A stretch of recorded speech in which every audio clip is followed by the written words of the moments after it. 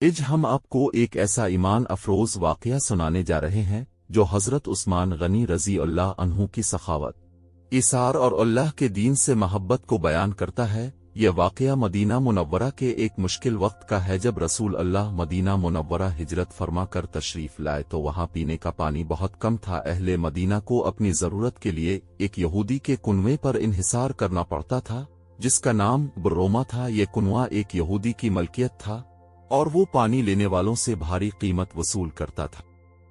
مسلمانوں کو بھی اپنی پیاس بجھانے اور اپنے گھر والوں کے لیے پانی لینے کے لیے مجبورنہ پیسے دینے پڑتے تھے۔ اس وقت رسول اللہ نے فرمایا کاش کوئی مسلمان اس کنویں کو خرید لے اور مسلمانوں کے لیے وقف کر دے تو اللہ تعالیٰ اس کے لیے جنت واجب کر دے گا۔ یہ اعلان سنتے ہی حضرت عثمان غنی رضی اللہ عنہ آگے بڑھے، اپنے اس یہودی سے بات کی کہ یہ کنواں مجھے بیچ دو۔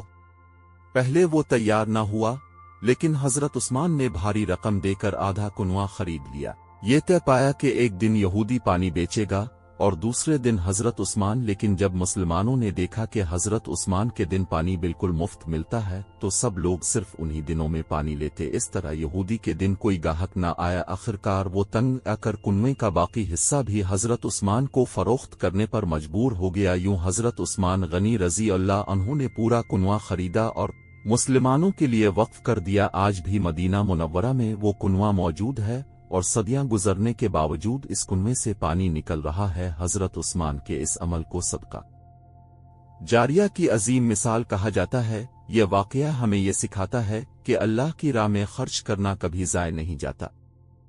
قرآن مجید میں اللہ تعالیٰ فرماتا ہے جو لوگ اپنے مال اللہ کی راہ میں خرچ کرتے ہیں ان کی مثال اس دانے کی سی ہے جس سے 7 بالیاں اگیں اور ہر بالی میں 100 دانے ہوں، اور اللہ جس کے لیے چاہتا ہے بڑھا دیتا ہے۔ اور رسول اللہ نے فرمایا جب انسان مر جاتا ہے تو اس کے تمام اعمال ختم ہو جاتے ہیں سوائے 3 کے، صدقہ جاریہ ایسا علم جس سے فائدہ اٹھایا جائے اور نیک اولاد جو اس کے لیے دعا کرے۔ حضرت عثمان کا کنواں اسی صدقہ جاریہ کی زندہ مثال ہے جو قیامت تک ان کے نامہ اعمال میں جاری رہے گا۔ میرے عزیز بھائیوں اور بہنوں، ہم سب کو چاہیے کہ ہم بھی اپنی استطاعت کے مطابق اللہ کی راہ میں خرچ کریں، چاہے وہ مسجد کی تعمیر میں حصہ ڈالنا ہو، یتیموں اور غریبوں کی مدد کرنا ہو یا کسی جگہ پانی کا انتظام کرنا ہو۔